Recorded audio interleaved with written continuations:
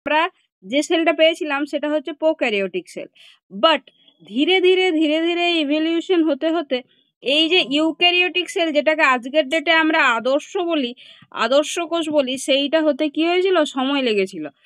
সেই সময়ের দীর্ঘ সময়ের মাঝখানে আরো কিছু পরিবর্তন দেখা দিয়েছিল, যেখানে সেই সব কোষগুলো খুব উন্নতও হতে পারেনি বা খুব অনুন্নতও থাকতে পারেনি। তখন সেই মাঝখানে যে কোষগুলি ইন্ট্রোডিউস হয়েছিল তাদের আমরা যেটা নামে ডাকি সেটা হচ্ছে মেসোক্যারিওটিক সেল। তাদের আমরা বলি মেসোক্যারিওটিক, মানে প্রোক্যারিওটিকও ঠিক না এরা, আর ইউক্যারিওটিকও ঠিক না। প্রোক্যারিওটিক এবং ইউক্যারিওটিকের মাঝখানের যে অবস্থান, সেই সময়টাকে আমরা বলছি মেসোক্যারিওটিক সেল। সেই সময়ের সেলগুলোকে বলি মেসোক্যারিওটিক সেল। মেসো শব্দের অর্থ কি? মেসো শব্দের অর্থ হচ্ছে মধ্য। মধ্য মানে প্রোক্যারিওটিক আর ইউক্যারিওটিকের মাঝামাঝি সময়ে। ক্যারিয়ন মানে নিউক্লিয়াস, আমরা আগেও পড়েছি ক্যারিয়ন মানে নিউক্লিয়াস। তো এই যে নিউক্লিয়াস সেটা কেমন টাইপের, মাঝামাঝি টাইপের, না প্রোক্যারিওটিকের মতো সম্পূর্ণ অনুন্নত, না ইউক্যারিওটিকের মতো সম্পূর্ণ উন্নত, এটা একটা মাঝামাঝি অবস্থান। ঠিক আছে, তখন এই ধরনের যত কোষ আমরা মার্কেটে দেখেছি তাদের সবাইকেই আমরা কি বলেছি, মেসোক্যারিওটিক কোষ বলেছি। এদের আমি একটা এক্সাম্পল দিয়ে দিচ্ছি, পরপর কতগুলো এক্সাম্পল, যাদের আমরা নাম শুনেই চিনতে পারবো যে এরা সব মেসোক্যারিওটিক সেল।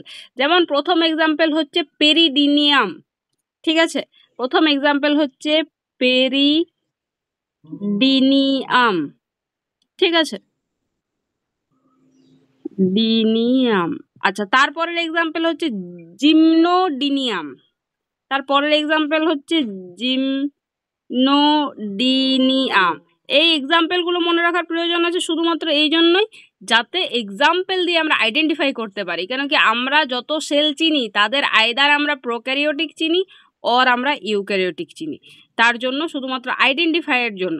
মেসোক্যারিওটিক কোষের বিশেষ বিশেষ বৈশিষ্ট্য কি কি হতে পারে না, একটা বৈশিষ্ট্য হচ্ছে নিউক্লিয়াসটি মোটামুটি সুগঠিত নিউক্লিয়াস। তারপরে আরেকটা হচ্ছে এরা অ্যাসিডিক